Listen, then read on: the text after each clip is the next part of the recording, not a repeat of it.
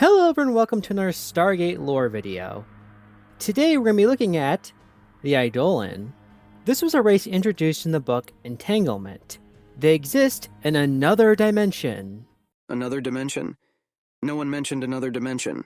Yeah, and this explanation starts with the Ancients. I hate to throw a monkey wrench into this explanation about another dimension that was never mentioned, but What's with the sun dissension?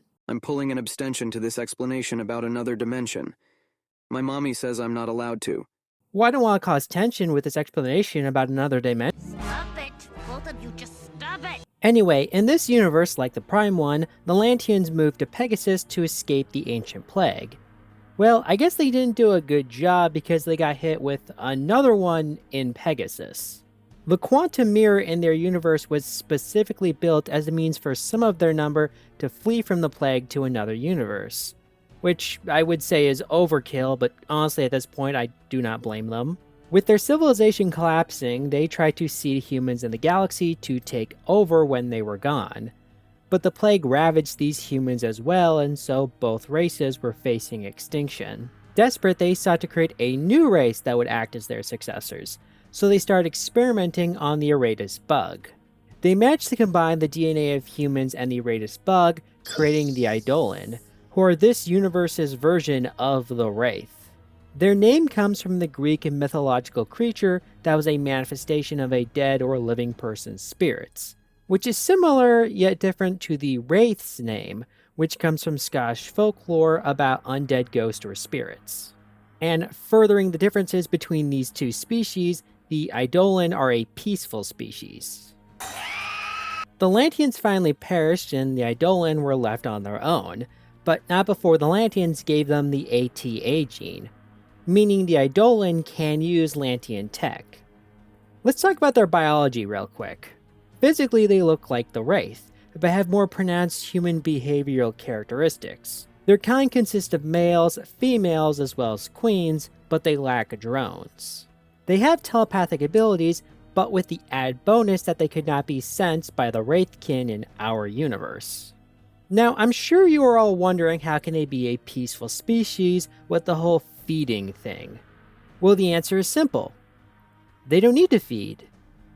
Well, kind of. They don't need to feed on sentient beings, but the instinct is still there and some individuals in their population struggle with this. These individuals will cave in and feed on others, be it children or their siblings. They're labeled as criminals and usually would have to be killed. The Eidolon do not know where this instinct came from, and it's apparently a source of debate among them about whether it's a psychological or genetic issue. They hold great respect and reverence for the Lanteans, whom they call the Creators. However, they came to the conclusion that while the Creators created their race, they had not removed the instinct to feed, and thus searched for a way to perfect the process and remove it. A side note about their tech. They managed to create a mixture between their organic tech and the Ancients' tech. They have advanced science ships with sensors that can pierce through a cloak, as well as beaming technology more similar to the Asgards over our universe's Wraith. In their search to find a way to remove the instinct to feed, they discovered a quantum mirror over a moon that was linked to one in the Prime Universe's Pegasus galaxy. I guess that means there can be more than one quantum mirror in a universe? Though fandom describes the mirror as the Stargate-styled quantum mirror, not really sure what that means. Anyway, a queen sent her daughter Trishan and a team through to investigate the other side, where she met the Atlantis team. At first they thought this was part of a Wraith trap, but the arrival of a Wraith scout ship forced the two groups to work together, with some jumping back and forth between their universes while working to destroy the mirror. They were able to destroy the scout ship, but one of the Eidolons gave into the instinct to feed and attacked Shepard and McKay.